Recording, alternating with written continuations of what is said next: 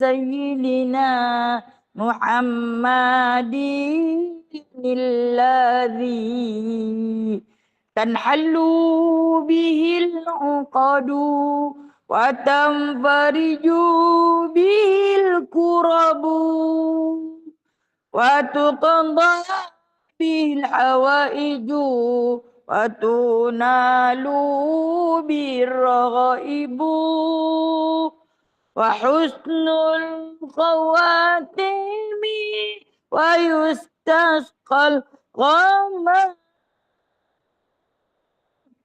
بوجه الكريم وعلى آله وصحبه في كل لمحة ونفس بعدد كل معلوم لك برحمتك يا أرحم الراحمين. اللهم صل وسلم على نور الأنوار وسر الأسرار وترياق الأغيار ومفتاح باب اليسار سيدنا محمد المختار وآله الأطهار وأصحابه الأخيار عدد وإفضالي. اللهم صل وسلم على سيدنا محمد الفاتح لما أغلق والخاتم. اللهم صل وسلم على سيدنا محمد الفاتح لما أغلق والخاتم لما سبق ناصر الحق بالحق والهدي لما سبق ناصر الحق بالحق والهدي إلى صراطك المستقيم إلى صراطك المستقيم وعلى آله وصحبه حق قدره ومقداره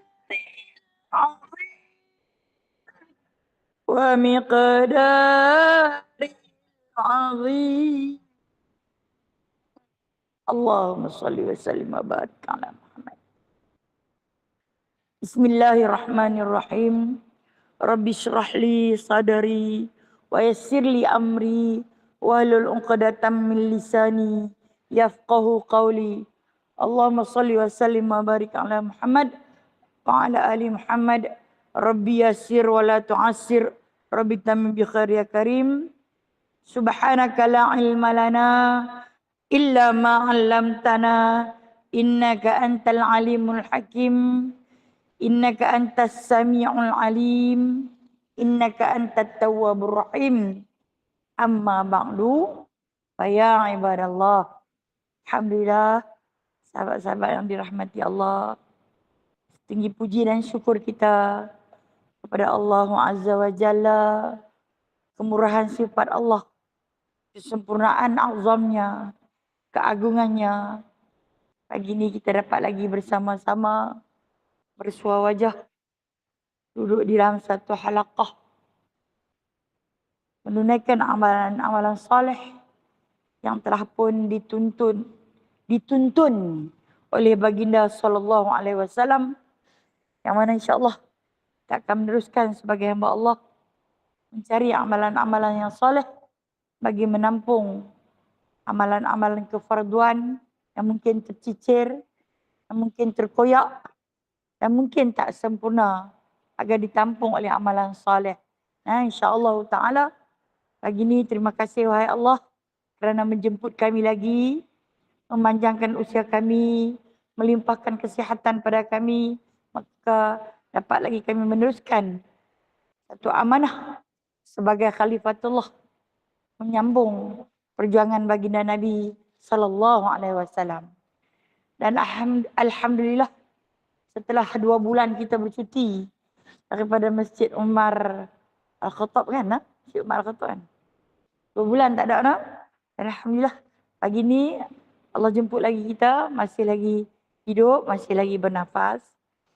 Meneruskan pengajian Al-Arba'un Al-Hadithah fi Fadailil A'mal, 40 hadis menceritakan tentang kelebihan beramal soleh.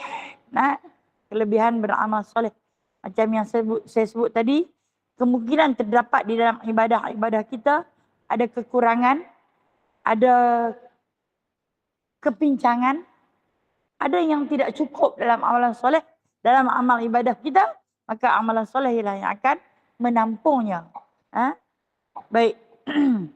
Antara yang disebut oleh baginda sallallahu alaihi wasallam, pagi ini kita akan sama-sama masuk tentang fadailul a'mal salih, kelebihan beramal dengan amalan soleh, yakni hadis yang ke-14, kelebihan solat sunat subuh. Muka surat 44, hadis yang bertajuk kelebihan solat sunat subuh, hadis yang ke-14. Diistimewakan letak sini ada 4 hadis. Ada 4 hadis. Kita raikan ke-4 hadis ni. Bismillahirrahmanirrahim. An Aisyah radhiyallahu anha. Anin Nabi sallallahu alaihi wasallam qala raka'atal fajri khairum minad dunya wa ma fiha. Rawahu Muslim. Muslim salatul musafirin wa qusuha. Babun istihbab raka'atil fajri raqamu 725 raqaman. Hadis kedua, an Aisyah radhiyallahu anha qalat lam yakunin nabiyyu sallallahu alaihi wasallam ala syai' minan nawafili asadda ta'ahudan minhu ala raka'atayil fajr. Rawahul Bukhari, Al-Bukhari kitabut tahajjud babu ta'ahudan raka'atil fajri wa min samahuma tatawuan raqamun 1169 wa mi'ah. Hadis yang ketiga, an Ibnu Umar radhiyallahu anhuma qala wa maqtu Rasulullah sallallahu alaihi wasallam 20 marratan yaqra'u fi rak'ataini ba'da al-maghrib wa fi rak'ataini qabla al-fajr. Qul ya ayyuhal kafirun wa qul huwallahu ahad. Rawahu An-Nasa'i, An-Nasa'i kitab al-iftitah babul qira'ati fi rak'ataini ba'da al-maghrib 722. Hadis yang keempat, an Aisyah radhiyallahu anha qalat qala Rasulullah sallallahu alaihi wasallam man sabara ala 12 rak'atan fil yaumi wa lailati wa dakhala jannata arba'an qabla zuhri rak'ataini ba'daha rak'ataini ba'da al-maghribi rak'ataini ba'da isya rak'ataini qabla al-fajri. Rawahu Muslim, At-Tirmizi, as-salatu babu ma unja'a fi man shalla fi yaumil wa lailah sanatai asyarah raka'atan minas sanah. Raqam hadis 414 raqaman. Faham? InsyaAllah. Ana faham. Baik. Kita tengok kepada hadis fadailul amal, kelebihan beramal, itu dengan menunaikan solat sunat subuh. Okay. Sebelum kita masuk kepada kelebihan solat sunat subuh ni, ini dinamakan amalan soleh. Ini dinamakan antara amalan-amalan soleh yang telah pun ditunjuk oleh baginda sallallahu alaihi wasallam kepada kita. Apa beza amalan soleh dengan ibadat? Apa beza ibadat dan amalan soleh? Okay. Ibadat ini perlu kita faham sesuatu yang difardukan. Seperti contoh, solat 5 waktu. Itu dipanggil ibadat. Tak dapat tidak, apa kena buat. Kemudian, puasa bulan Ramadan. Itu ibadat. Wajib ditunaikan. Larat kata larat, suka kata suka, apa kena buat. Kemudian, haji, umrah, zakat. Itu dipanggil ibadat. Sesuatu syariat yang difardukan, itu dinamakan ibadat. Sementara amalan soleh, iaitu yang tidak dipaksa. Yang kita buat secara sukarela. Seperti contoh amalan-amalan sunat. Nah, amalan-amalan sunat. Itu dipanggil amal soleh. Seperti contoh, kita makan dan minum dengan membaca Bismillahirrahmanirrahim. Itu dipanggil sebagai amalan saleh. Segala pekerjaan kita buat, gunakan dengan, kita mulakan dengan Bismillahirrahmanirrahim. Itu dinamakan amalan saleh. Kan akhir daripada ayat yang ke-10, ayat yang ke-110 daripada surah Kahfi yang selalu kita alunkan.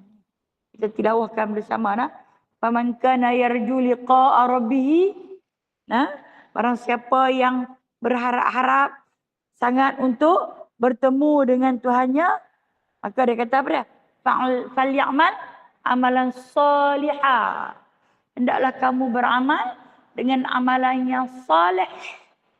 Wala yusyrik bi ibadati rabbih ahada. Jangan sesekali kamu mensyirikkan ibadat kepada Allah Ta'ala sikit pun. Situ dia ada sebut amalan soleh. Dia ada sebut ibadat. Ada beza antara amalan soleh dan juga ibadat. Kesimpulannya, yang boleh kita ambil faham, ibadat ini fardu. Kefarduan. Apa juga yang Allah wajibkan, itu dinamakan ibadat. Tutup aurat, satu ibadat. Selagi mana kita mengenakan pakaian hijab, menutup aurat, satu ibadah yang kita tunaikan. Selagi mana kita meninggalkan maksiat, itu satu ibadah yang sedang kita lakukan. Cuma kita tak nampak sebab benda tu kita tak buat. Kita duk nampak benda yang kita buat. Kita tak buat sebab Allah Ta'ala tak bagi. Itu satu ibadah maknanya. Sedang berjalan pahala pada kita. Amalan soleh. Sebab tu dia kata, hampa kalau bercita-cita nak bertemu dengan Allah, falyamal amalan soleh. Maka memperbanyakkanlah amalan soleh. Untuk apa? Dialah yang akan menampung ibadat-ibadat kita yang tak cukup sempurna. Dalam ibadat solat mungkin ada yang tak sempurna. Maka amalan soleh, ibadat sunat lah yang akan menutupi ketidaksempurnaan ibadat wajib itu tadi. Mungkin dalam sedekah zakat kita ada yang tak sempurna. Maka sedekah-sedekah sunat yang kita lakukan akan menampung sedekah-sedekah wajib yang terlepas pandang ataupun yang tak sempurna kita lakukan. Itu dinamakan apa beza antara amalan soleh dan juga ibadah soleh. Perbezaan dia yang tu. Kesimpulan, semua benda-benda yang baik yang bukan fardu, itu amalan soleh. Seperti contoh baginda SAW bersabda kepada sahabat kan, bila ditanya tentang amalan soleh apa yang boleh kita buat tapi dapat untung dunia dan akhirat. Dunia pun dapat, akhirat pun dapat. Kata Nabi SAW, idza quddimat ta'am khudh bi yaminika ma liqa'ih. Apabila dihidangkan makanan depan kamu ataupun apabila terhidang makanan di depan kamu, maka kata Nabi SAW, sama ada makan ataupun minuman, khudh bi yaminika. Capailah dengan tangan kanan. Capailah dengan tangan kanan, dia kata. Mayalid, yang paling dekat dengan kamu. Janganlah kau ambil jauh-jauh. Ambil yang paling terdekat dengan menggunakan tangan kanan. Semasma Allah, dia kata. Kemudian sebutlah nama Allah. Sekurang-kurangnya bacalah Bismillahirrahmanirrahim. Bismillahirrahmanirrahim. Kata Rasulullah lagi, ataupun bacalah Bismillahirrahmanirrahim. Itulah amalan soleh yang dapat manfaat. Dunia pun dapat, akhirat pun dapat. Makan pun dapat, minum pun dapat, pahala pun dapat. Dan di mana pahala tersebut dapat mengkifaratkan dosa-dosa kecil yang kita lakukan mungkin sepanjang perjalanan. Ataupun mungkin kita duduk saja seorang-seorang. Ataupun mungkin kita sembang dengan orang. Atau kita memandang sesuatu yang tak boleh kita pandang. Itu di antara dosa-dosa kecil. Apa yang akan mengkifaratkan? Dengan kita baca bismillah saja. Capai makanan atau minuman dengan tangan kanan. Walau tangan kiri nak ambil dah. Sebab tangan kanan ni rasa penuh dengan makanan. Bekas sisa makanan. Kita kata nak capai dengan tangan kiri. Tapi Rasulullah mengutamakan yamin. Itu tangan kanan. Rasulullah ambil tangan kanan. Tak kotor nasi bukan kotor. Dia duduk masuk dalam mulut aku. Tercapai. Dah dikira pahala. Itu dinamakan amalan soleh. Yang untung dia, kita dapat dunia dan akhirat. Makan pun dapat, minum pun dapat, sedap pun dapat, kenyang pun dapat, akhirat juga dah dapat. Dan paling istimewa, dia dapat menghapuskan dosa-dosa kecil. Itu kelebihan beramal dengan amalan soleh. Maka dengan sebab itu, baginda SAW sentiasa mengajak kita untuk melakukan amalan soleh daripada celik mata sampai nak pejam pula. Betul kan? Dia tak pernah lepas kita macam tu saja. Kenapa? Sebab dalam kehidupan kita, seperti mana kita sentiasa melakukan dosa-dosa, kita juga melakukan pahala. Pahala itulah yang nak tutup dosa kita ni tadi. InsyaAllah ta'ala. Tapi, buatlah kerana Allah dan Rasul. Dalam perbuatan tersebut, maka wajiblah kita ada ilmu. Sekarang kita sedang melakukan amalan soleh. Hadir ke majlis-majlis ilmu. Menuntut ilmu. Ini adalah amalan soleh. Okey. Hadis yang dibawa datang oleh Sayyidatina Aisyah radhiyallahu anha adalah hadis tentang Nabi menunaikan solat sunat fajar. Solat sunat fajar, saya tekankan. Daripada mula-mula saya menjadi pendai. Umur saya 17 tahun saya mula menjadi pendakwah. Inilah amalan yang selalu saya tekankan untuk semua warga-warga kita yang masih belum memahami solat sunat subuh dan solat sunat fajar. Apa beza solat sunat subuh dan apa beza solat sunat fajar? Dua-dua tu tak ada beza. Dua-dua tu adalah benda yang sama. Okey. Kalau satu ketika dulu atau mungkin sampai hari ini masih ada yang berpegang solat sunat fajar ditunaikan sebelum azan subuh. Solat sunat subuh ditunaikan selepas azan subuh. Kita berpaksikan kepada hadis sahih. Baginda Nabi SAW suruh kita sembahyang sekurang-kurangnya 2 rakaat sebelum subuh untuk kita mencapai waktu tahajud. Tapi 2 rakaat selepas azan subuh itulah sunat fajar. Fajar itu subuh, subuh itu fajar. Siapa yang buat sebelum azan subuh, taklah sia-sia dapat sunat tahajud. Bukan sunat fajar. Siapa yang buat selepas azan subuh, maka dia dapat sunat fajar. Ataupun sunat subuh. Yang tu kena faham betul-betul. Faham betul-betul. Hadamkan. Dan tolong kalau masih ada saki-baki yang beramal dengan sunat fajar lain, sunat subuh lain, tolong perbetulkan. Tolong perbetulkan. Apa yang Sayyidatina Aisyah nak cerita di sini?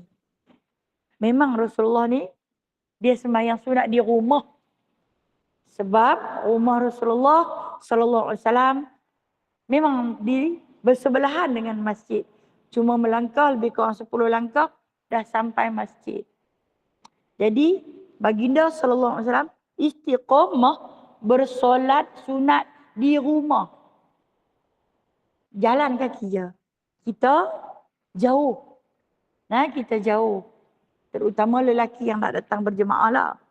Dah jauh. Kadang jumpa jam lagi. Kemudian cari parking tak jumpa. Masuk parking.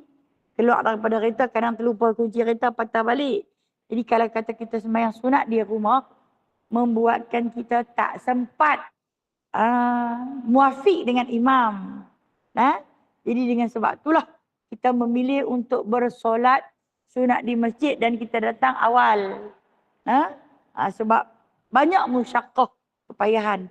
Namun bagi orang yang duduk bersebelahan dengan masjid, dia mungkin berkesempatan. Maka raikanlah sunnah-sunnah ini. Sunnah yang mungkin ditinggalkan. Yakni bersembahyang sunat di rumah. Bersembahyang fardu di masjid. Nah, saya kata kita ada musyaqqah, ada kepayahan. Berbeza bagi orang yang memang pintu pagar rumah dia dengan pintu pagar masjid tu bercantum. Kan? Dia buka pintu pagar rumah dia tu sama dengan dia buka pintu pagar masjid. Waktu orang buat pagar di masjid, dia kata, boleh tak buat satu pintu? Sebab saya nak keluar masuk kat sini tenang. Beruntung orang macam tu. Nah? Beruntung. Susah nak dapat tu. Tengok-tengok dia tak pergi semayang. Dia pun jadi muslimuk juga dalam rumah. Tapi semayang. Di masjid, nah, betapa ruginya. Ada sunnah yang begitu besar di situ yang diletakkan oleh baginda sallallahu alaihi wasallam. Jadi kalau kita dapati hadis-hadis ni, banyak Aisyah cerita. Pasal apa Aisyah cerita?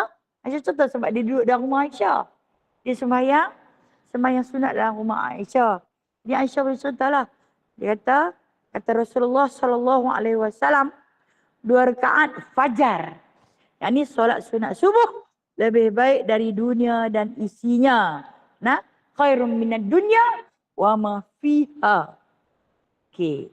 Dimaksudkan wa ma fiha ni dan apa yang ada di dalamnya, di dalam dunia ni. Apa yang ada dalam dunia ni? Ada emas, ada perak, ada intan berlian, ada permata, ada istana, ada duit ringgit, kan? Ada minyak, ada segala-galanya yang kita pandang pada keindahan dunia. Tapi ketahuilah kita, solat sunat 2 rakaat sebelum subuh lebih berharga daripada semua yang kita sebut tadi. Ada ladang, ada kebun, ada duit ringgit, ada istana, ada bangunan, ada segala-galanya. Tapi ketahuilah kita, 2 rakaat sebelum subuh lebih mahal harganya daripada segala-gala yang ada di dunia ini dan segala isinya. Yang dimaksudkan dengan segala isinya ni adalah segala kesenangan dunia yang kamu lihat. Maka orang yang buat solat 2 rakaat sebelum subuh, dialah yang paling kaya. Okey, kaya macam mana?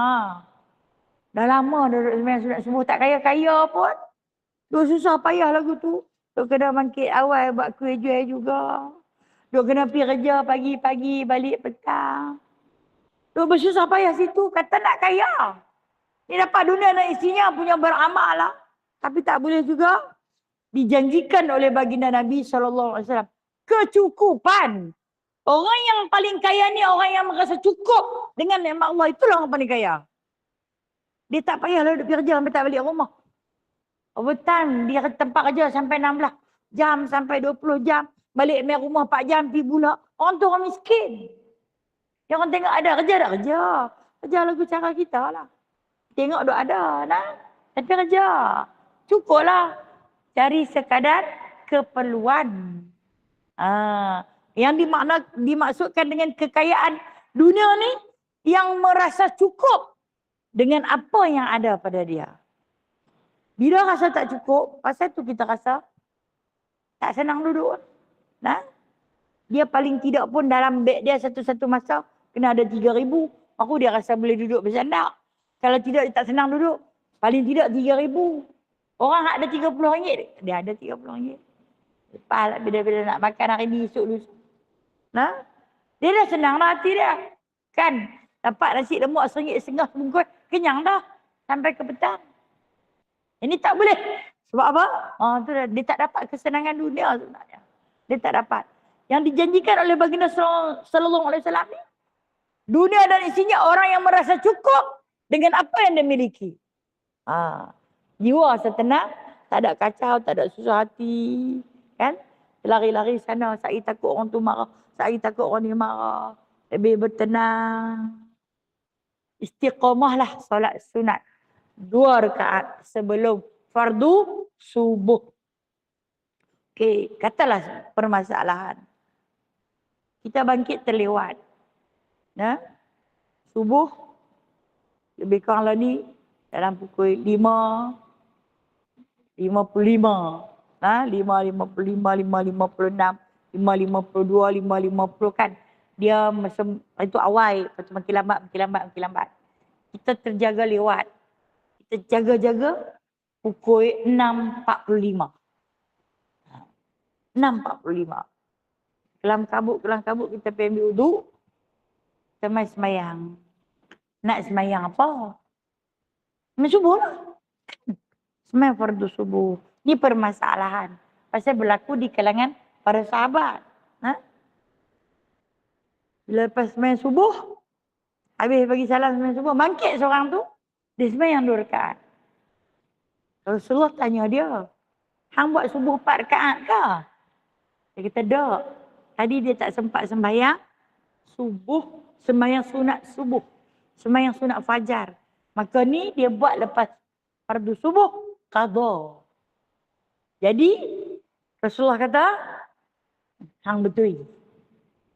Bermakna, kepentingan solat sebelum subuh atau solat sunat fajar itu adalah membolehkan dia hingga qadha kalau tak sempat buat. Bolehkah? Boleh qadha. Bila tak sempat nak buat. Katalah kita main masjid. Kita masuk masjid, dah diiqamatkan. Ana qamat. Kita ni tak dan buat lagi solat sunat fajar. Kita keluar daripada rumah, orang tak azan lagi. Ikut jalan orang azan. Lepas tu sementara cari parking apa semua. Kita nak berjalan masuk. Orang Bilal pun qamat. Maka waktu ni kita nak semayang fardu ke nak semayang sunat? Semayang fardu. Jangan semayang sunat. Rasulullah pernah tegur seorang sahabat. Dia nak semayang juga sunat. Sebab dia nak ambil kepentingan. Rasulullah tegur dia. Rasulullah kata, utamakan fardu. Dah sampai tuan rumah dia. Utamakan fardu. Lepas tu, qadha. Lepas tu qadha. Ini 2 kes. Okey, satu lagi kes. Berlaku pada baginda SAW semasa balik daripada peperangan Tabuk. Kita tahu orang pergi berperang ni bukan pergi makan angin. Kalau pergi makan angin pun letih, betul tak? Hampa buat apa? Hampa duduk tabah je kan? Tapi letih tak? Letih sakit badan-badan ni. Bukan driver pun tak. Padahal naik tu lena, sampai tempat dia, turun kencing, turun makan, naik balik orang bawa pergi kan? Tapi letih lah. Tak larat duduk kata tu lah. Kalau driver kata lain cerita ni, kita yang duduk gaduh. Baginda sallallahu alaihi wasallam dalam musafir balik dari perang, bukan balik dari rombongan lah.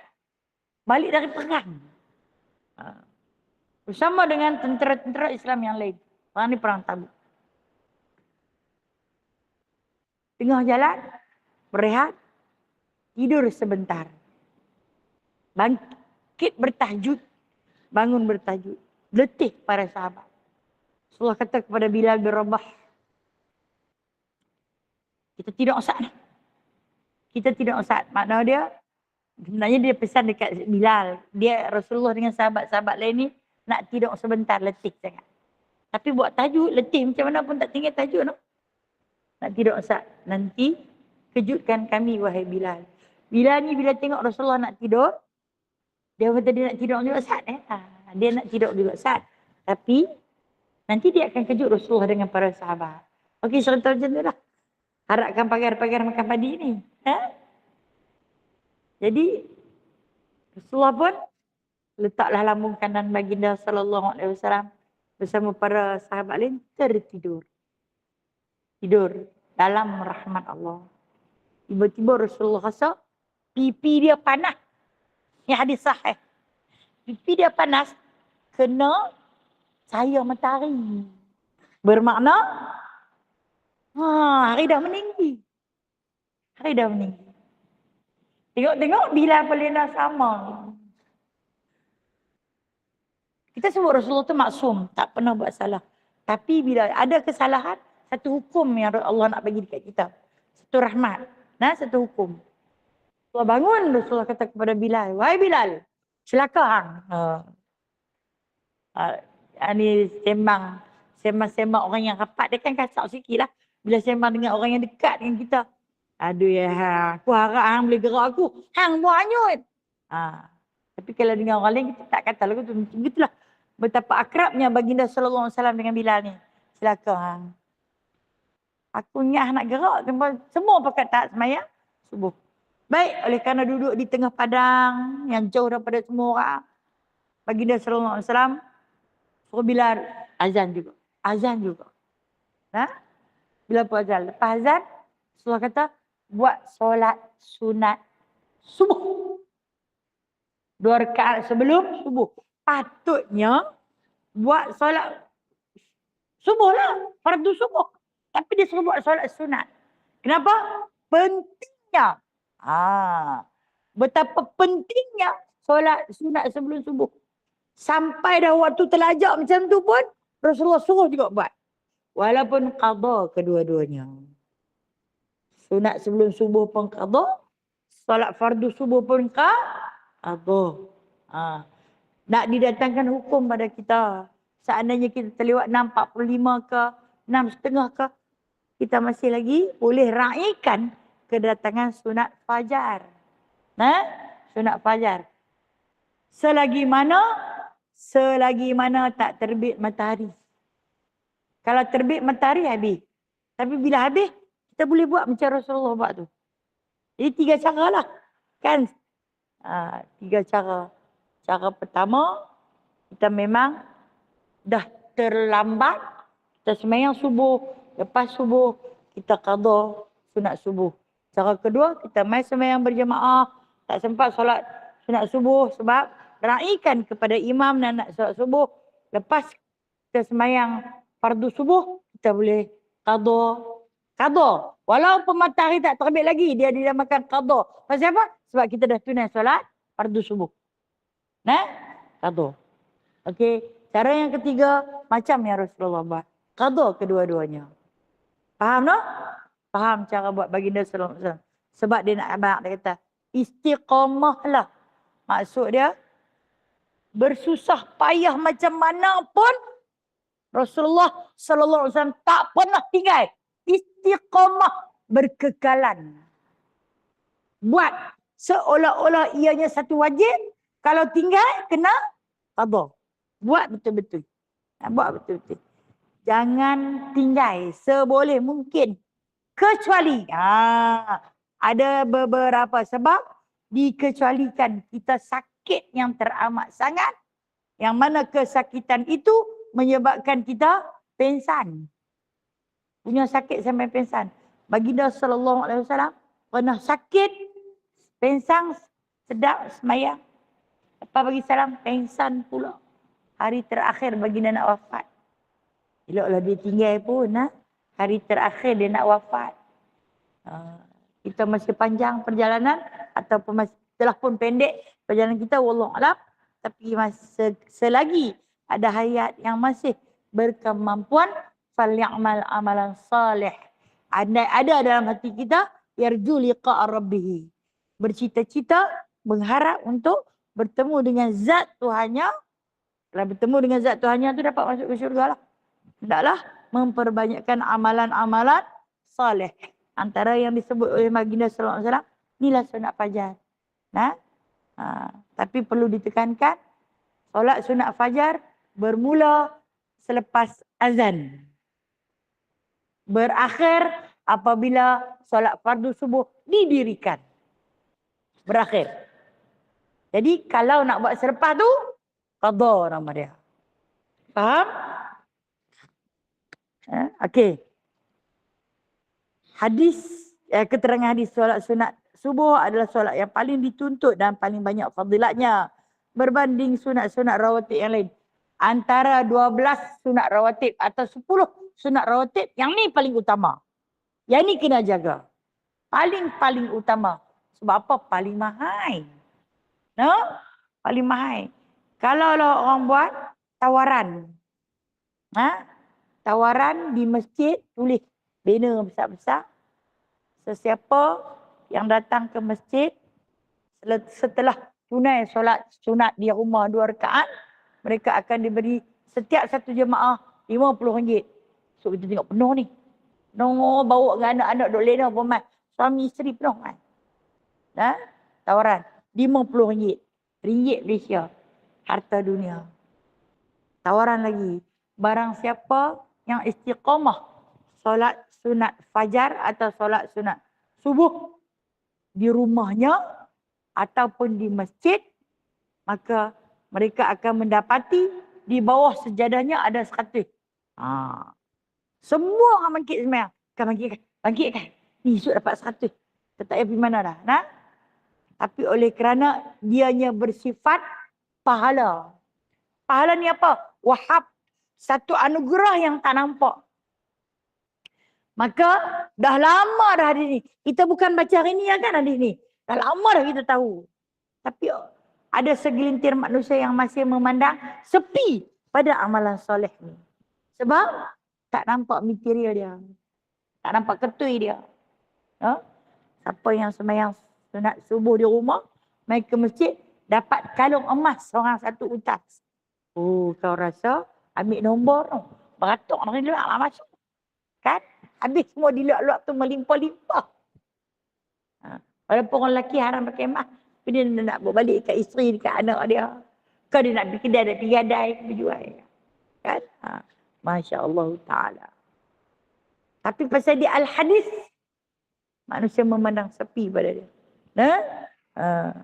Kalau Rasulullah tak pernah tinggal, Rasulullah Sallallahu Alaihi Wasallam tak pernah tinggal. Ahli-ahli pejuang Islam, mujahid fisabilillah, tak pernah tinggal.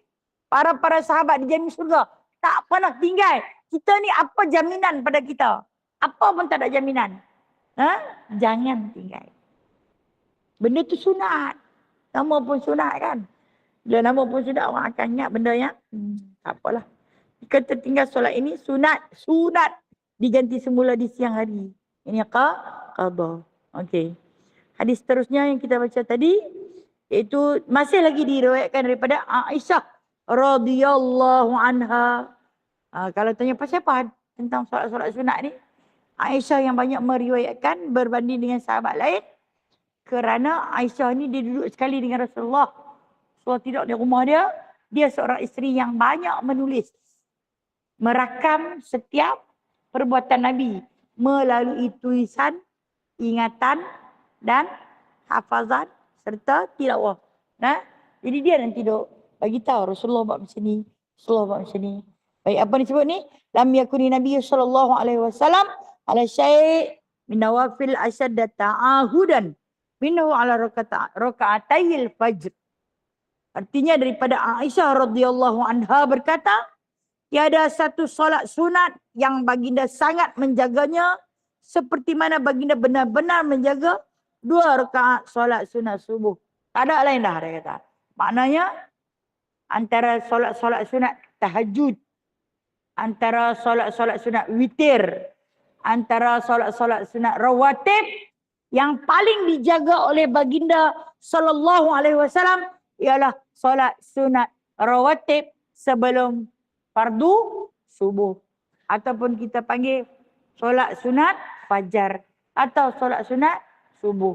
Okey, cara niat dia usolli sunnatul fajri raka'ataini da'an lillahi ta'ala, ataupun usolli sunnatus subhi raka'ataini lillahi ta'ala. Nak sebut mana-mana satu pun boleh. Nak sebut sunat fajar pun boleh. Nak sebut solat sunat subuh pun boleh. Kerana fajar itu subuh, subuh itu fajar. Boleh no? Set balik. Kalau adalah kita jumpa orang masih beramal dengan amalan tu, dia 4 hadis dibawa. Dan bukan hadis yang palsu, tapi hadis ini adalah hadis sahih Bukhari dan Muslim. Kalau dia nak buat juga amalan tu, tanya dia. Mai daripada mana? Dia nanti kata, dulu-dulu kami mengaji, ustaz kami ajak macam tu. Bila jam itu punya keteng, dia pun pakat bangkit sembahyang sunat fajar. Benda ni sebab saya pernah lalui lah dengan jemaah-jemaah perempuan lah. Tanya dia pun ni sunat apa? Sunat fajar, pakat bangkit. Bangkitlah yang tak tahu apa tu yang mai pun. Sunat fajar. Lepas tu saat lagi imam dah habis azan, bangkit pula. Sunat subuh. Beramal dengan ilmu. Bukan dengan ikut-ikut. Kan? Kalau kita berguru pun biar berdalil. Guru yang mursyid akan membawa satu hukum dengan berdasarkan dalil. Nah, apa dia dalil itu? Dalil naqli, bersifatkan Al-Quran dan juga As-Sunnah. Okey. Hadis seterusnya, nah, lepas dia beritahu kepentingan subuh ni, dia nak beritahu nak baca apa, tak tahu. Dalam sunat subuh. Okay. Dibawa datang daripada Ibnu Umar radhiyallahu anhuma. Siapa dia Ibnu Umar ni? Dia boleh cerita pasal Rasulullah sembahyang subuh walau di rumah. Ibnu Umar ni anak Sayyidina Umar bin Al-Khattab. Siapa dia? Abdullah bin Umar. Macam mana maklumat yang didapati oleh Abdullah bin Umar sedangkan Rasulullah ni sembahyang subuh di rumah? Dia, Abdullah bin Umar ini anak kepada Sayyidatina Hafsah binti Umar. Sayyidatina Hafsah binti Umar ialah isteri Rasulullah sallallahu alaihi wasallam. Bila Abdullah bin Umar ini nak mengambil ilmu, nak belajar cara buat solat tahajud, solat sunat dengan Rasulullah sallallahu alaihi wasallam, dia akan minta izin untuk bermalam di rumah kakak dia. Di rumah kakak dia iaitu Sayyidatina Hafsah. Pada giliran Rasulullah tidur di rumah Hafsah. Jadi Rasulullah mengizinkan sebab dia nak ambil ilmu, dia nak rakam, dia nak tulis, dia nak tinggal dekat kita. Itu kita heran macam mana Ibnu Umar ni, Abdullah bin Umar boleh pergi tidur dengan Rasulullah walhal di rumah kot. Isteri-isteri lain macam mana? Giliran rumah Sayyidatina Hafsah, dia pergi, sebab tu kakak dia. Jadi Rasulullah ni bukan sekadar sahabat kepada dia, Rasulullah sallallahu alaihi wasallam juga adalah abang ipar dia. Dekat dah? Dekatlah. Dekatlah. Jadi dialah yang merakamkan. Dialah yang merakamkan. Apa yang dia kata? Dia kata di sini Ramaqatu Rasulullah sallallahu alaihi wasallam 20 marrah yaqra'u fi rak'ataini ba'da al-maghrib fi rak'ataini qabla al-fajr qul ya ayyuhal kafirun. Kata dia kata, aku memerhatikan Ramaq. Aku tengok. Aku amati. Berdiri dekat dengan Rasulullah. Nak dengar, nak kita panggil, nak bang dengar. Apa yang Rasulullah baca? Di dalam solat sunat. Dia kata, lebih daripada 20 kali. Bukan sekali, bukan 2 kali. Tapi lebih daripada 20 kali. Dia memerhati, dia meneliti, dia mengkaji. Baginda membaca surah Kafirun dan surah Al-Ikhlas dalam rakaat pertama dan kedua, solat ba'diyah maghrib dan solat sunat subuh. Mana kedua-dua tu solat sunat lah. Ba'diyah maghrib ada 2 kan. Rasulullah baca surah. Rakaat pertama baca qul ya ayyuhal kafirun. Rakaat kedua baca qul huwallahu ahad. Rakaat pertama surah Kafirun. Rakaat kedua baca surah Al-Ikhlas. Yang mana waktu diamati oleh Sayyidina Abdullah bin Umar ataupun Ibnu Umar mendapati baginda sallallahu alaihi wasallam pada dua-dua solat sunat rawatib muakkad. Solat sunat rawatib muakkad dituntut sungguh-sungguh kalau kita buat. Yakni dia baca 2 surah tu. Kita panggil apa? Qul ya qul hu. Qul ya qul hu dengan ringkas dan mudah, tapi itu sunnah yang tertinggi. Bila orang tanya kita kalau nak sembahyang sunat tu nak baca surah apa? Baca qul ya qul hu. Ada tak lain? Baca qul ya qul hu. Bagi yang senang. Sebab surah itu dia bersifat mendidik akidah. Menetapkan akidah di dalam kita, memegang agama Islam sebagai agama hidup dan mati kita. Qul ya qul hu. Memantapkan akidah untuk kita melalui kehidupan sebagai khalifah Allah yang berpaksikan, yang menjunjung agama Islam serta syariat-syariatnya. Surah apa? 2 surah ni. 2 surah ni. Jadi yang diamati, yang didengar, yang dirakam, yang diteliti oleh Abdullah bin Umar, 2 surah ni yang selalu dia kata lebih 20 kali.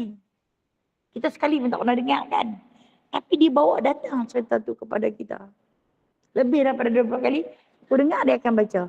Untuk solat sunat ba'diyah maghrib dan qabliyah subhi.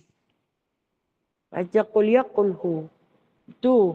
Nah, maka diambil guna pakai oleh sahabat-sahabat yang lain. Okey. Imam Syafi'i tak pernah tinggal. Imam Syafi'i tak pernah tinggal. Imam Malik. Imam Malik. Kata Imam Malik, waktu subuh adalah waktu manusia nak keluar bekerja. Oleh kerana mereka memerlukan waktu yang begitu cepat, maka pada solat sunat subuh, Imam Malik kata tak payah baca surah. Memadai dengan baca Fatihah sahaja. Doa iftitah pun tak payah baca. Itu pada pendapat Imam Malik. Memadailah, cukuplah dengan membaca Fatihah sahaja. Tapi bagi Imam Syafi'i, dia suruh baca sebab Nabi baca. Pasal apa?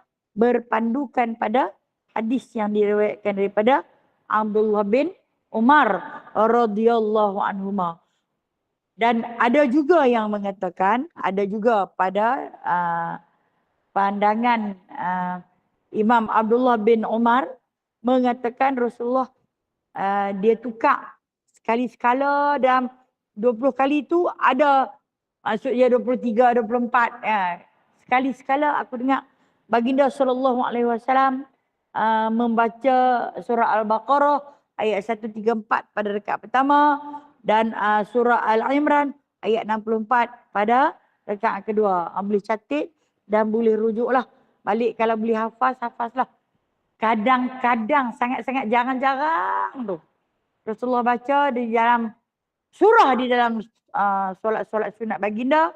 Itu rakaat pertama surah Al-Baqarah ayat 136. Rakaat kedua surah Ali Imran ayat 64. Yang boleh hafal lah nak. Tapi lebih diutamakan untuk dua surah ni. Qul ya dan qul hu. Qul ya dan qul hu. Masya Allah. Baik Rasulullah ni tak mau bagi kita berat. Kan? Kalau Imam Malik kata tak baca pun tak apa. Tak baca pun tak apa. Dia sunat. Sunat apa? Baca surah sunat apa? Tak bunyi pun. Sunat apa? Sunat hai'ah. Baca surah sunat hai'ah. Okey. Hadis seterusnya. Hadis yang terakhir. Masih lagi diriwayatkan daripada Aisyah radhiyallahu anha. Apa dia kata? Qala Rasulullah sallallahu alaihi wasallam, "Man sabara 'ala sunatai asrata raka'atan fil yaumi wal lailati dakhala jannah." Barang siapa yang berkekalan sabara, yang berkekalan mendirikan solat sunat 12 rakaat dalam sehari dan semalam. Sehari semalam dia istiqamah, berkekalan maksud dari sini istiqamah. Setiap kali nak masuk fardu, solat fardu tu dia akan istiqamah. Walaupun dia akan sembahyang juga sunat dulu. Dia kata berapa banyak? Sehari semalam 12 rakaat.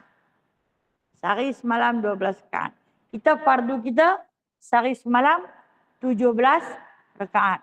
17 rakaat campur dengan 12 rakaat. Menjadikan jumlah 29. Tidak? 29 rakaat. Tak sampai 30 kan? Okey.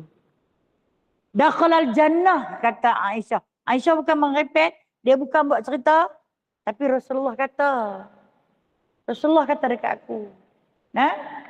Siapa yang beristiqamah ini berkekalan terus menerus masuk berkekalan sini dengan solat sunat 12 rakaat siang dan malam ni, dia kata maka dianya layak masuk ke syurga Allah.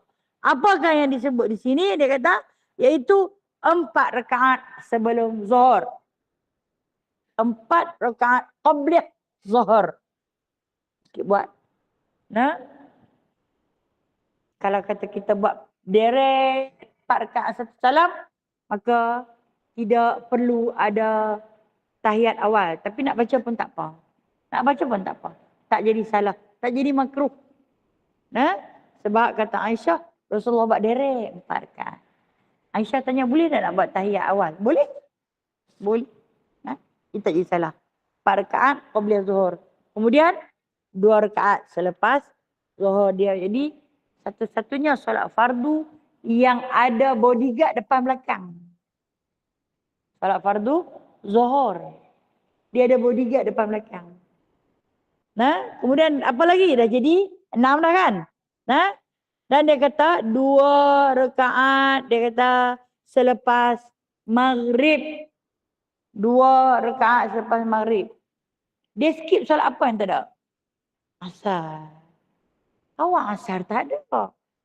Asar waktu senang. Asar waktu tenang. Sampai ada surah wal asr lah. Waktu paling santai. Kenapa asar tak ada? Ini dah ujian. Hak zuhur tengah kemuncak tu, tengah panas tu. Nak kena buat sampai 4. Kemudian lepas tu 2. 6. Fardu dia 4. Nah, 6 campur 4. 10 rakaat tam tu je. 10 rakaat tam tu je. Tam tu dia bagi banyak. Hak yang asar tu, hak yang dah teduh-teduh, reduk-reduk. Kita pun santai. Tak ada terui. Qabliyah tak ada. Ba'diyah tak ada. Ujian atas iman. Anak kuat dah. Sebab dia dah kata, sabar. Hampa nak istiqamah untuk nak masuk syurga. Syurga Allah bukan murah, nak. Mahal harga dia. Dia bukan minta kita bayar. Dia minta kita beramal soleh. Itu je. Okay? Jadi dia skip waktu asar tak ada. Maghrib ada, tapi bukan sebelum. Selepas. Ada orang nak buat sebelum? Boleh. Tak salah. Tak salah. Sebab Rasulullah buat. Tapi dia ghairu muakkad. Tidak dituntutlah sangat-sangat. Macam Rasulullah kata jangan tinggal. Nah, tapi nak buat boleh buat. Sebab Rasulullah buat. Rasulullah kata sampai 3 kali. Orang sahabat tanya, ada ke Rasulullah? Sebelum malam ada. Buat Rasulullah buat. Ada kali pula matanya. Orang yang tak tengok. Dia tengok dia buat sebelum maghrib ada ke? Ada Rasulullah kata. Buat. Nah, 3 kali Rasulullah ulang. Ada. Buatlah. Jadi siapa yang berkesempatan, yang daripada duduk sembang saja, bangkitlah buat. Kan? Macam itulah makna dia. Tapi yang ditekankan sangat, dia kata, rakaatai ba'dal maghrib. 2 rakaat selepas maghrib. Dan 2 rakaat selepas isyak. 2 rakaat selepas isyak. Menjadikan 10 dah rawatib. Selepas isyak ni dia nak buat juga. Pasal apa? Waktu tu kita dah letih dah. Tidur dulu. Kalau letih tidur dulu. Bangun tahajud. Sebelum buat tahajud, buat 2 rakaat selepas isyak. Boleh tak? Boleh. Katalah kita semayang fardu isyak. Nak terkentut sangat dah tahan daripada maghrib tadi. Kan? Maghrib, lepas tu ba'diyah maghrib, lepas tu isyak. Macam dah tak boleh tahan lah. Terkentut. Bila dah kentut, kita ni segan. Nak patah balik pergi ambil semayang. Tak ambil. Tak apalah. Tidur dulu lah. Buatlah apa yang patut nak makan ke, nak minum ke, nak makan ubat ke, tidur dulu. Angin main kita tahajud. Masih lagi boleh buat ba'diyah isyak. Sampai bila habis ba'diyah isyak? Sampai azan subuh. Panjang kot. Kan? Tapi bila kita nak buat tahajud, beri keutamaan kepada ba'diyah isyak, lepas tu buat tahajud. Diikuti dengan tahajud. Ataupun kita mangkit, kita buat, tadi tak sempat buat ba'diyah isyak, mangkit pukul 3, 4 pagi, buat ba'diyah isyak, lepas tu nak pergi tidur pula. Boleh tak? Boleh, benda sunat. Dia rugilah kan? Rugilah. Tapi nak abang kata kepentingan. Sebab kata, ini Abdullah bin Abbas kata. Abdullah bin Abbas ni sepupu baginda Nabi SAW. Dia kata, aku jumpa sekali Rasulullah ni dia semayang tahajud. Tapi dia tak baca surah panjang-panjang. Hak lain dia baca panjang-panjang. Ada 1-2 rakaat tu dia baca pendek je. Qul ya qul tu lah. Bila dia tanya kepada Rasulullah, Rasulullah kata apa? Tu sunat lepas isyak. Semalam tak buat. Dia dah lah. Boleh buat dah pada waktu tahajud. Ya boleh. Nak menjadikan hukum. Itu sunat. mudah agar kita istiqamah, tak tinggal dengan sewenang-wenangnya. Maka Rasulullah ni didik kita macam tu kan. Okey. Kemudian 2 rakaat sebelum subuh. Bila dah campur 6 campur dengan 4 jadi 10. 10 campur dengan 2 jadi 12. Itu Rasulullah sebut kepada Sayyidatina Aisyah radhiyallahu anha. Sayyidatina Aisyah rakam melalui pandangan matanya. Baca kepada sahabat-sahabat tulis. Itu yang kata Sayyidina Umar. Umar kata Rasulullah kata dekat aku 10 je. 10 saja. Macam mana dekat hang 12? Kata Aisyah, aku tengok sendiri. Aku tengok sendiri. Dia buat 4 rakaat sebelum zuhur. Tak apalah ni kita pergi tanya dia sendirilah. Bila kita nak satu tahsin kebaikan dalam beribadah, tahsin ibadah. Kebaikan dalam beribadah. Maka kita nak jawapan yang pasti daripada seorang murabi yang kita sama-sama tuntut. Dia seorang aja. Hang ngaji kat guru tu dia kata macam ni. Aku pun mengaji kat guru tu dia kata macam ni. Jadi kita kena tahsin, memperelokkan lagi. Hilangkan rasa ragu-ragu di hati kita. Maka jawablah baginda sallallahu alaihi wasallam. Barang siapa yang solat 4 rakaat sebelum zuhur, Allah akan haramkan tubuhnya, kulitnya, tulangnya, dagingnya, urat sarafnya daripada dibakar oleh api neraka. Itu jawapan Rasulullah sallallahu alaihi wasallam bagi. Dan barang siapa bersolat 2 rakaat sebelum zuhur, tadi 4, 2 rakaat sebelum zuhur, Allah Subhanahu wa taala akan bina manzil ni rumah penginapannya di dalam syurga. Itu kelebihannya. Jadi bila dah Rasulullah baca macam tu, dia bertanya nak rumah ke nak terlepas diri. Kata Rasulullah, kalau dah ada rumah, orang dia boleh masuk bila-bila masa. Sebab dia dah ada rumah. Tapi siapa yang memang api neraka tak bakar dia punya kulit dia, tulang dia, memang masuk syurga. Bermakna 4 rakaat pun ke syurga, 2 rakaat pun ke syurga. Kita ambil faham lah. Ini satu kelonggaran. Hukum ni satu kelonggaran buat kita. Kalau hari tu panas sangat, ataupun lapar sangat, main 2 rakaat saja. Ataupun hari tu kenyang sangat pun tak boleh sembahyang. Kita manusia ni kan, kenyang sangat pun tak boleh sembahyang. Aku menguh.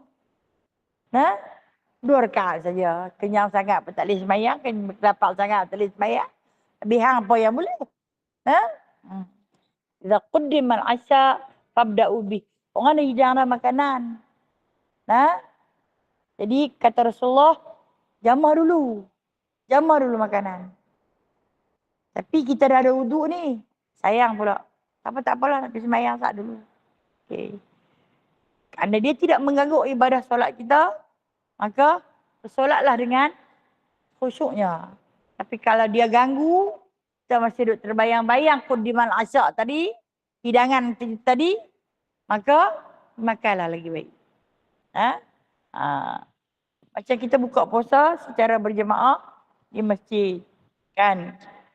Imam kata, tak lagi buka puasa, jamah kurma saja, 3 biji minum air. Mari kita sembahyang. Fardu. Tak lagi lepas sembahyang, kita turun pakat-pakat pergi balun apa yang ada. Yang tadi pakat masak ramai-ramai tu. Kalau dia tak mengganggu kekhusyukan solat kita, patuh dan taatlah. Pilah juga sekali dia kata aku kebulok sangat. Pilah juga tapi tak senang aku semayang tadi. Dia habaq pula kawan dia. Tadi semayang pun tak senang, tak khusyuk aku. Duduk bau. Ayam masak, rus, ayam bawang, bau nasi biryani mengembang. Dia pula habaq tak khusyuk. Masa tu, makanlah dulu. Jangan sampai luput tu mari. Okey? Itu terletak pada diri kita sendiri. Inilah yang telah pun ditinggalkan oleh baginda sallallahu alaihi wasallam. Kesimpulan apa yang boleh kita ambil di sini bahawasanya solat sunat fajar mempunyai kelebihan yang paling tinggi berbanding solat sunat yang lain. Termasuklah tahajud. Mana dia? Kalau ditanya solat sunat fajar dengan tahajud mana lagi baik? Fajar lagi baik. Solat sunat gerhana mana lagi baik? Dengan solat sunat fajar? Fajar lagi baik.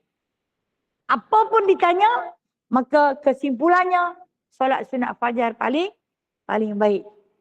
Kita berdoa kepada Allah semoga Allah meletakkan kita di dalam golongan orang yang istiqamah solat sunat fajar. Amin. Amin ya rabbal alamin. Walau bagaimanapun ya Allah istiqamahkanlah kami untuk solat sunat fajar. Kan? Kalau tak boleh bangkit solat sunat fajar tak payah bangkit. Duduklah di atas kerusi. Kalau tak boleh duduk atas kerusi, duduk mengiring. Boleh tak solat sunat fajar sambil mengiring? Sambil tidak boleh? Solatlah. Tak payah bangkit. Tidur sambil tidur. Ubuh bantai elok-elok. Nah? Tidur. Janganlah lena terus subuh tak buat lagi. Duduk tak duduk solat sunat fajar saja subuh tak semayang. Tak boleh lah. Nah? Sebab itu yang ni kepentingan. Sebab apa? Sebab baginda SAW tak pernah tinggal. Nah, Nabi yang maksum, penghulu syurga, penghulu para nabi, Sayyidul Anbiya tak pernah tinggal. Pasal apalah kita pula nak tinggal no? Yang kita bukanlah siapa-siapa ni. Kenapalah kita tak pernah tinggal. Jadi kalau kita nak mencontohi setiap amalan yang dilakukan oleh baginda sallallahu alaihi wasallam, maka kita ambillah contoh ni. Dia tak pernah tinggal. Jadikanlah dia satu bahan istiqamah. Kita buat macam ni, kalau tinggal rasa berdosa. Tu yang qadha tu. Tu yang qadha tu. Diharuskan untuk kita mengqadha salat tersebut. Wallahu a'lam. InsyaAllah kalau ada rezeki kita akan baca hadis yang ke-15. Kelebihan puasa 3 hari setiap bulan. Solat duha dan solat witir. Ini amalan-amalan soleh. 3 hari setiap bulan tu puasa apa? InsyaAllah kita akan cuba berbincang bersama dan beramalkan secara bersama. Wallahu a'lam.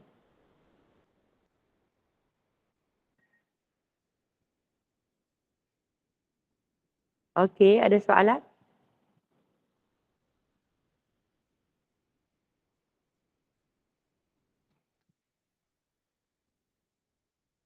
Simple je kan pelajaran ini. Solat sunat subuh kot. Tapi yang tak simpelnya, bila masuk main ilmu, kita rasa lagi semangat. Kan? Kita rasa lagi sedap nak buat ibadat. Kita rasa macam, kalau tinggal, rugi besar. Pasal apa? Bila kita beramal dengan ilmu, maka amalan kita itu bukanlah sia-sia saja. Sebab orang yang beramal dengan ilmu itu, pahala dia 100 kali ganda daripada orang yang beramal tanpa ilmu. Hajar, sila Hajar. Assalamualaikum warahmatullahi wabarakatuh. InsyaAllah.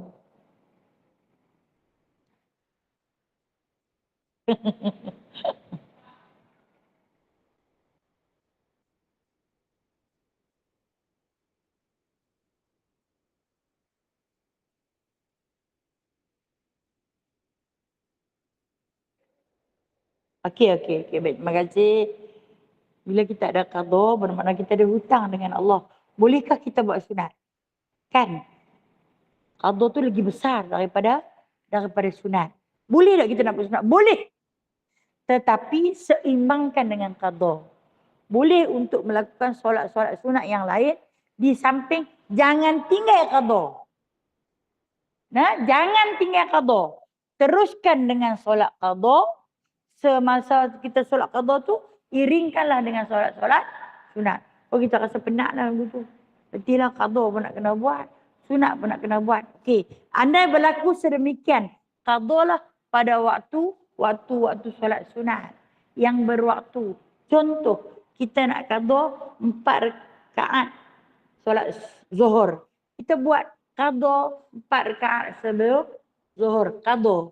Bukan niat solat sunat tapi niat qada. Kita tak langgar nak buat solat sebelum zuhur. Maka oleh kerana kita buat qada berbetulan pada waktu qabliyah zuhur, maka insya-Allah taala, ini kata ulama insya-Allah taala kita dapat qabliyah zuhur. Begitu juga subuh. Banyak solat subuh yang kita nak kena qada. Kan? Kita rasa penat sebelum subuh nak kena buat solat sunat. Ni aku qada pun berlambat lagi. Kita buat solat qada, utamakan solat qada sebelum subuh 2 rakaat. Dan kemudian kalau kita tak mau buat dah, insya-Allah kita akan dapat solat sunat sebelum subuh kerana qada kita itu berbetulan pada waktu qabliyah subuh.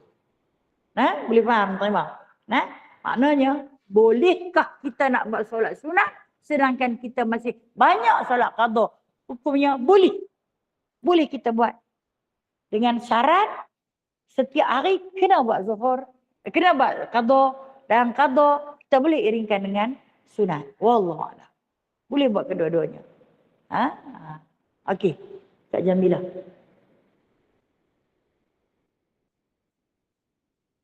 Okey, bolehkah kita buat solat qada selepas waktu zuhur dan selepas waktu asar dan selepas waktu subuh?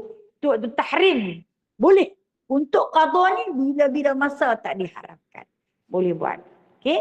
Okey, Hajar sambung. InsyaAllah.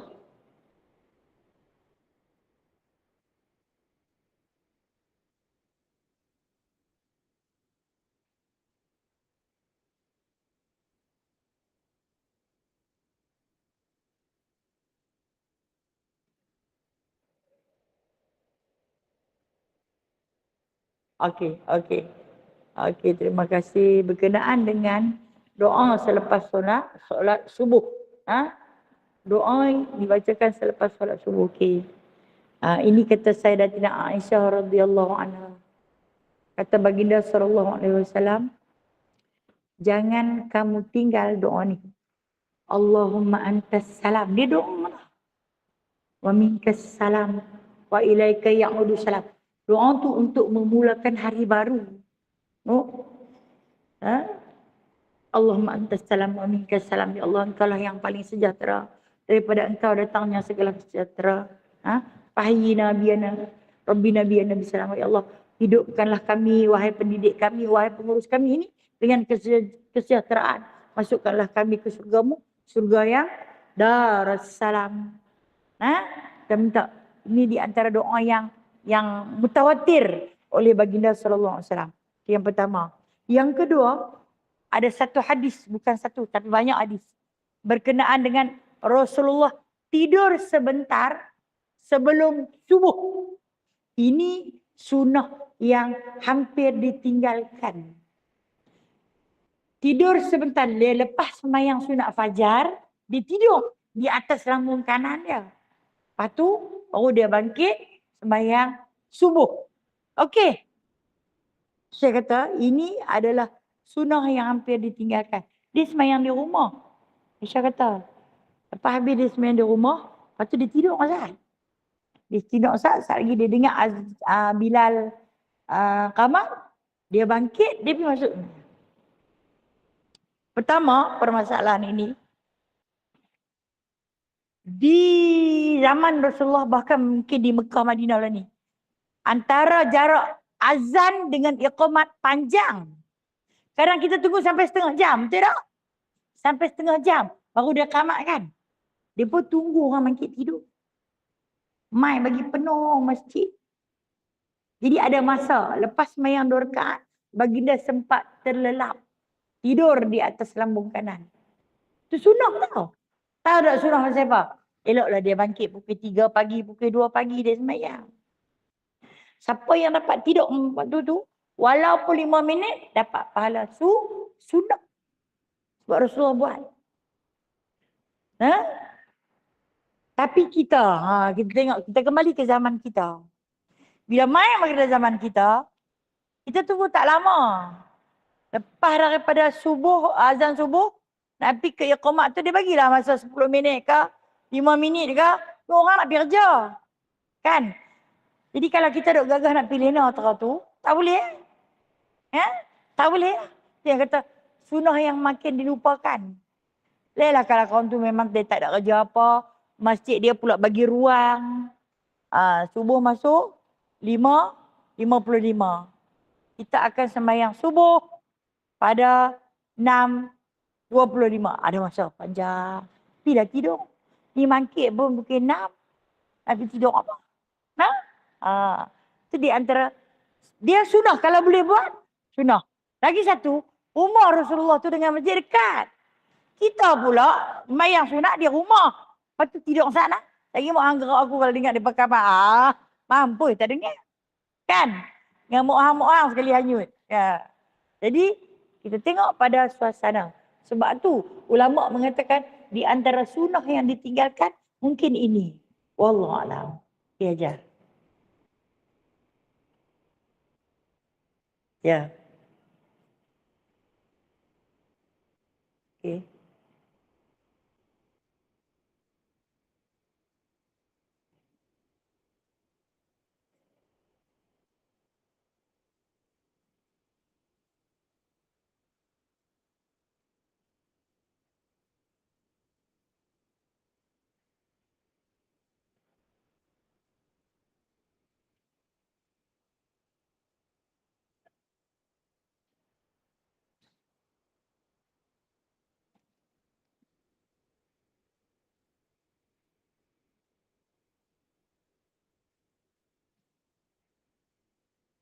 Okey. Okey. Antara sunat-sunat yang Nabi nasihat dekat kita kan. Banyak dia bagi dekat kita kan. Lailatul Qadar yang ditinggalkan oleh baginda sallallahu alaihi wasallam. Dia suruh kita buat untuk nak meraih syurga Allah Subhanahu wa taala. Apa buat ni apa dapat ni apa dapat. Itu kita sebut sebagai amalan-amalan soleh yang akan membawa kita ke syurga. Dalam kesimpulan antara amalan-amalan yang telah pun kita baca, terutama sekali dalam kitab ni kan doa selepas azan, doa lepas wudu, kan dia ajak kita kan, kamu akan dapat syurga, kamu akan dapat syurga, kamu dapat berganda-ganda. Kesimpulannya Rasulullah ni nak ajak kita semua ke syurga. Itu kesimpulan dia. Dia nak ajak kita semua ke syurga. Mungkin hang tak boleh yang ni, tapi hang buat yang ni. Hang mungkin tak boleh nak fokus pada doa lepas azan, tapi hang boleh istiqamah doa lepas wudu, tak pernah tinggal. Langkah-langkah keluar tu hang boleh buat. Hang mungkin tak boleh fokus pada doa lepas wudu, tetapi hang boleh istiqamah 4 rakaat lepas isyak. Hang dapat Lailatul Qadar. Hang mungkin tak boleh buat sunat rawatib apapun, tapi mungkin dalam sepanjang Ramadan tu hang sentiasa berjaga malam. Hingga hang dapat meraih malam Lailatul Qadar. Kan akan ada syurga buatmu. Ni kalau kita mendalami hadis-hadis Rasulullah ni, sebenarnya Rasulullah nak ajak kita semua ke syurga. Nak tunjuk betapa besarnya kasih sayang baginda sallallahu alaihi wasallam kepada kita. Kalau hangpa tak boleh buat amalan-amalan ni, hang mungkin boleh buat yang ni. Hang tak boleh buat yang ni, hang boleh buat yang ni. Hang tak boleh buat hang dengan Allah, tapi hang boleh menyantuni manusia. Hang tak boleh buat sembahyang sunat apa pun, tapi hang boleh sediakan makanan untuk orang sembahyang lagi makan. Tu siap. Dia ada pahala dia yang boleh menyebabkan dia ke syurga. Dan ketahuilah kita semua itu amalan soleh. Sampai kalau kita buang sampah di atas masjid pun, Rasulullah kata ibarat macam kamu menjadi seorang penyuci atau pembersih dalam Masjidil Haram. Pahala punya besar. Satu sampah kita buang dalam masjid dapat 100,000 pahala. Kita bukan pula tukang menyemuk. Siapa? Tok Siak ada buat apa? Dia dapat gaji. Ya Allah nak bagi ni. Allah nak bagi ni. Simpulan dia kalau kita tengok amalan-amalan yang Rasulullah buat mai dekat kita ni. Kan? Mana yang paling istimewa? Mana yang paling istimewa? Ambillah solat sunat 2 rakaat sebelum fajar. Pasal dia tak susah. Sebab subuh tu 2 rakaat saja. Berbanding dengan zuhur, dia 4. Sebelum dia 4. Kita mungkin rasa berat. Suasana dia pun panas. Tapi kalau subuh suasana tenang, sejuk, kita pun boleh bangun lebih awal sikit. Kita dalam keadaan bersedia dah. Nah, jadi Rasulullah highlightkan antara semua nawafil, sunat nawafilah. Nah, yang paling muakkad ialah 2 rakaat sebelum subuh. Wallahu a'lam. Nah, okey.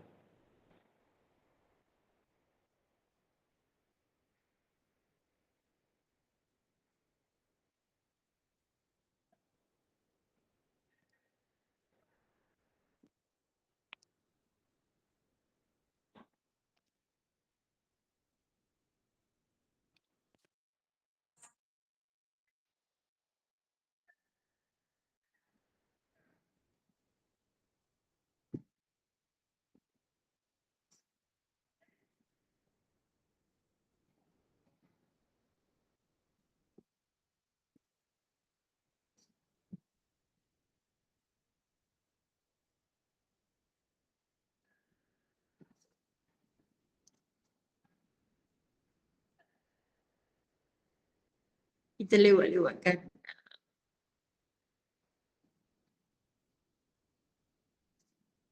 Sekurangnya dari kita, nah. Ya, betul, you know. Macam mana kita nak lebihkan akhirat, nah, berbandingkan dunia itulah, nah. Sedangkan kita terikat dengan undang-undang dunia, di samping kita bercita-cita berazam sungguh-sungguh nak jadi hamba Allah Subhanahu Wa Taala yang soleh, yang hadir tepat pada waktunya, yang duduk bersolat dalam keadaan khusyuknya, yang lebih fokus di dalam ibadatnya berbanding dunia. Okay, dalam Al-Quran pun Allah sebut, Allah tahu tentang kita. Sesungguhnya manusia itu lebih suka pada dunia berbanding akhirat. Sebab apa? Sebab dia nampak. Sebab dia nampak. Dan di antara menjadi kegemaran manusia itu ialah sesuatu yang bersifat nampak. Dia nampak kalau dia pergi kerja, dia dapat gaji bulanan. Habis sangat pun dia dapat pujian masuk awal. Kalau lambat kerana semayang, mungkin dia akan, orang manusia takkan terima. Wah, lambat tak terjadi semayang. Sujud sejadah kami semayang lama. 2 rakaat tu sementara nak ambil masa setengah jam. Kemudian zikir, wirid dan sebagainya. Menyebabkan masuk lambat. Memang kena marah, manusia akan marah. Allah akan puji.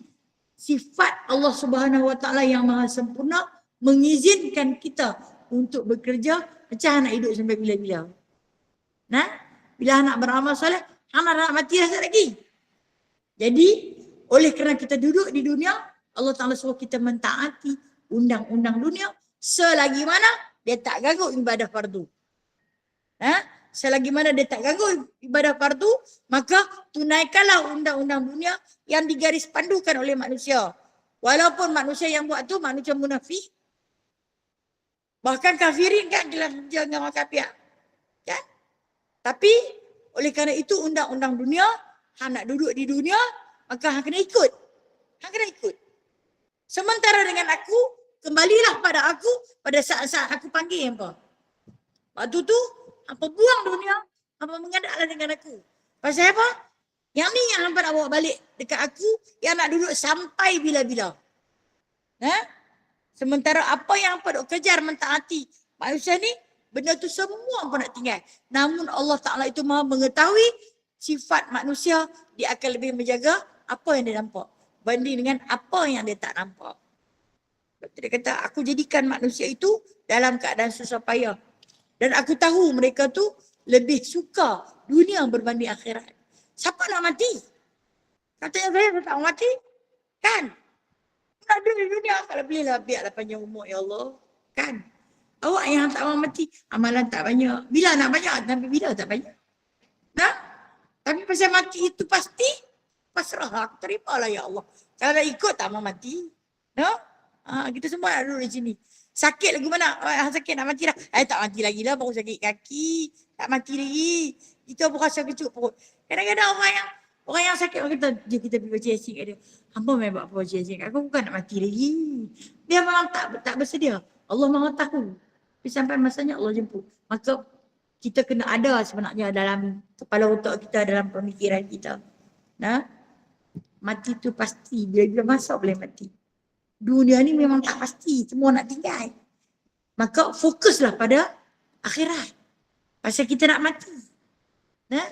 Pasal apa kita nak fokus pada benda yang tak pasti? Tapi pasal oleh kerana kegemaran manusia ni, dia nampak yang tu lah pasti. Kalau aku tak kerja, siapa lah nak bagi makan aku? Dia suka kata begitu kan? Ni kalau tak kerja ni, siapa nak bagi makan? Syirik tu lah.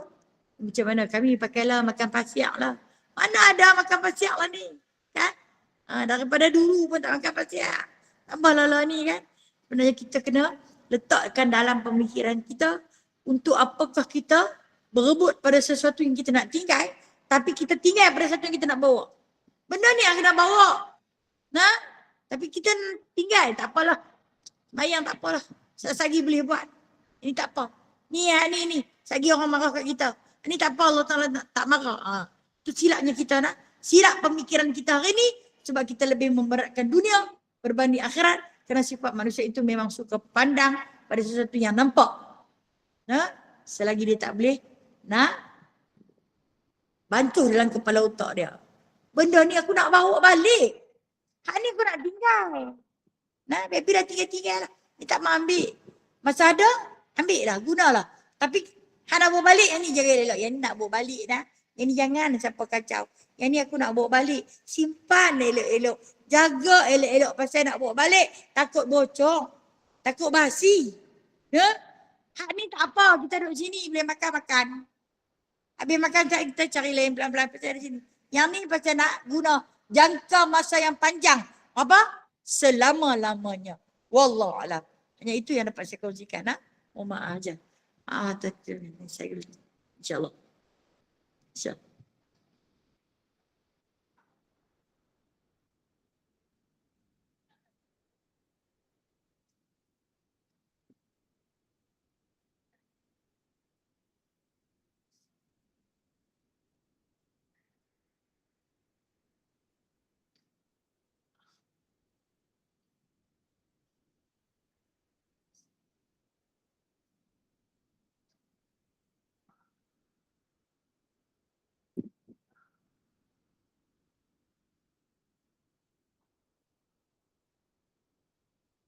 Okey. Okey dah. Saya pasal Pak nak. Bila kata setiap kali bawa jemaah kan, saya akan tanya kepada jemaah kan. Kalau kata kita pergi Mekah Madinah ni, Zuhur dia masuk 12.45, 1:05. Pukul 10 ni siap dah. Siap dah semua tu nak pergi tu, nak duduk soh depan. Walaupun berdepan khidmat, tepi-tepi, dekat-dekat dengan Kaabah. Kan, punya jaga. Sejam, 2 jam belum masuk waktu. Kan, kadang-kadang bila sampai orang dekat nak azan ni, berlari-lari ni. Punya jaga waktu solat. Nak pergi shopping pun, saya nak dekat-dekat nak masuk asar dah. Tunggulah lepas asar kita pergi. Kira dia jaga. Mai duduk di Malaysia ni, dia tak heran dia nak keluar bila pun dia pergi. Nak balik bila pun dia balik. Pasal apa pergi sana jadi lagu tu? Pasal apa pergi sana? Bila kita fokus dalam ibadah, maka masa tu dia tak ada gangguan dunia. Yang ada habis sangat kedai shopping tu saja. Tu pun dia beli habis kat diri dia. Tak apalah, tak lagi. Balik kita beli. Balik kita singgah beli. Dia tak payah pergi kerja. Orang yang pergi buat umrah ni, kalau kita tengok, dia pergi dengan package makan pagi orang sedia, tengah hari orang sedia, malam orang sedia. Pinggan orang basuh ni apa tak payah. Tempat tidur orang simpan. Apa pun dia tak payah buat. Dia fokus pada ibadah. Tu pun dia tak fokus ke mana pun. Kan? Dia merepek juga. Kan? Tapi pasal apa dia boleh jaga? Solat qabliyah ba'diyah, orang bangkit dia bangkit. Kan? Sehari solat jenazah. Walau kalau di Malaysia jenazah orang nak pergi sembahyang dah, dia pun balik. Walau kena ikutlah tu. Walau satu kira tu, sebesar gunung Uhud. Kalau dia ada di masjid pun dia duduk di tangga, dia duduk di luar, dia duduk dalam kereta, dia tak masuk pergi sembahyang. Sunat jenazah. Tapi kalau kata di sana dia boleh kekalkan. Pasal apa kita jadi begitu? Pasal apa kita jadi begitu? Kerana sesungguhnya pertama, persekitaran. Pertama adalah persekitaran. Persekitaran kita hidup, dunia kita, orang yang duduk dengan kita. Kita duduk dengan orang yang semayang lambat-lambat, maka lambatlah kita. Tapi kita duduk di hotel tu, kita duduk dengan kawan-kawan. Jom kita nak pergi dah. Bangkit, jom kita pergi dah. kita piawai sikit boleh pergi buat tajuk di sana. Maka kita boleh istiqamah. Lepas tu kita tak payah fikir, pagi ni nak pergi cari nasi lemak tak mana pula. Ni roti canai apa nak pergi makan. Dia kata, wah kau tu manis sangat tak suka. Kan, musyakkah terlalu banyak dengan sifat keduniaan. Menyebabkan meletakkan akhirat tu wara'a zahri di belakang. Ini Allah Ta'ala dah sebut dah. Bila kita fokus kepada ibadat, kita rasa dah cukup. Awak di Malaysia ni tak cukup ke? Cukup benarnya. Nah, tapi bila hati bercabang-cabang dengan persekitaran kita. Faham tak? Nasi lemak kau tu sedap. Tapi yang kena piawai, beratuk panjang. Kita pun hari tu, mayang bagi kita tak ada nak baca. Nak baca la ilaha illallah. Pergi beratuk siap ni lagi. Saya terlepas. Aku nak bagi puan dia duit dia pakai sangat lah. Itu sebenarnya persekitaran kita. Kedua rumah. Apa dia?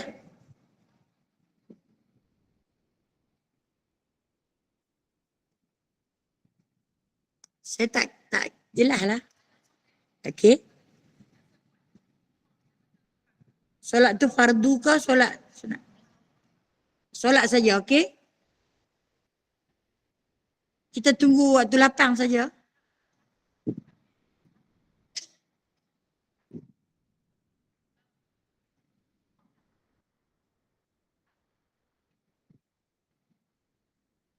Masa sibuk?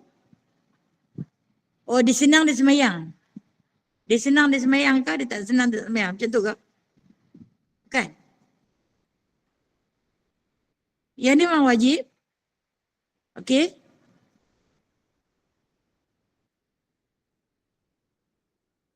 Okey. Kau fokus ni solat apa? Solat fardu ke solat sunat? Solat fardu memang dia jaga. Okey, ni solat sunat lah. Okey. Okey. Dia waktu lapang dia buat. Okey. Tapi bila dia sibuk, tinggalkan. Tak sempat. Okey. Ni solat sunat bukan fardu lah. Betul tak? Kan? Okay. Solat sunat ni kalau kata dia ada kelapangan maknanya dia tak ada kesepayahan, tak ada kesalahan. Dia memang istiqamah buat. Obliyah ba'diyahnya, tahajudnya, duhanya, witirnya dan sebagainya. Antara solat sunat yang muakkad. Tapi mai dia tak ada kelapangan. Mungkin dia ada kesibukan. Kalau dalam musafir, dia tak suruh buat. Tapi Rasulullah, dia tak balik. Subuh dia buat. Solat sunat sebelum subuh. Bolehkah kita tinggalkan waktu kita dalam musyaqqah, dalam kita susah payah, kesibukan boleh ditinggalkan apabila kita ada kesibukan yang lain. Walaupun kesibukan itu bersifat dunia. Contoh saya bagi. Kita letak ayat atas dapur. Kita pergi semayang. Semayang fardu zuhur. Hati ni duk teringat. Ayat aku ni dia pakai kerin, tak kita pakai dengan rumah-rumah. Okay. Elok habis semayang fardu zuhur, kita pun keluar pergi tengok, memang dah kering. Bila kering, kita buka telekung. Kita bubuh ayam dalam cerak tu. Kita rebus pula saat lagi orang nak main rumah kita ni lepas zuhur. Lepas kata nak main. Ayam aku dah tak jadi masalah. Pasal apa? Dah kering. Dah tambah lagi. Waktu tu musyaqqah dia. Susah payah. Kita ada tetamu yang nak main. Waktu tu kita tinggal. Solat mak dia. Kan? Pasal apa? Saat lagi orang main. Dah ada ayat. Kita ada satu hubungan. Itu hubungan dengan manusia yang kita nak jaga. Mana lagi perlu? Walaupun sunat mak dia tu cukup penting. Rawatib muakkad. Tapi ketika kita dalam musyaqqah, bolehkah kita tinggal? Nama pun sunat. Qadha. Okey, muakkad boleh qadha. Muakkad boleh qadha. Kalau ghairu muakkad, tak boleh qadha. Okey? Okey. You know? Tak boleh saya sudah dulu nak. Maaf atas kekurangan diri saya. InsyaAllah ta'ala. Yang baik itu datangnya daripada Allah. Yang lemah dan kurang adalah daripada diri saya sendiri. A'udzubillahi minasyaitonirrajim. Bismillahirrahmanirrahim. Alhamdulillahirabbil alamin. Hamdan katsira, hamdan yuwafi ni'amahu wa yukafi'u mazidah. Ya Rabbana lakal hamdu kama yanbaghi li jalali wajhikal karim wa 'azimi sultanik. Allahumma inna nas'aluka 'ilman nafi'a wa fahman wasi'a wa rizqan halalan tayyiba wa 'amalan mutaqabbala wa taubatan nasuha wa tijaratan lan tabur. Allahumma tahhir qulubana minan nifaq wa a'malana minar riya wa alsinatana minal kadhib wa a'yunana minal khiyanah. Allahumma rabbana atina fid dunya hasanah wa fil akhirati hasanah wa qina adzaban nar wa adkhilna jannata ma'al abrar ya aziz ya ghaffar ya rabbal alamin. Wa sallallahu ala sayyidina Muhammadin walhamdulillahi rabbil alamin. Taqabbalallahu minkum minna wa minkum taqabbal ya karim. Terima kasih semua. Assalamualaikum. Terima kasih Ustazah. Ustazah. Terima kasih Ustazah. Assalamualaikum. Assalamualaikum semua. Assalamualaikum semua sahabat-sahabat. Aduh.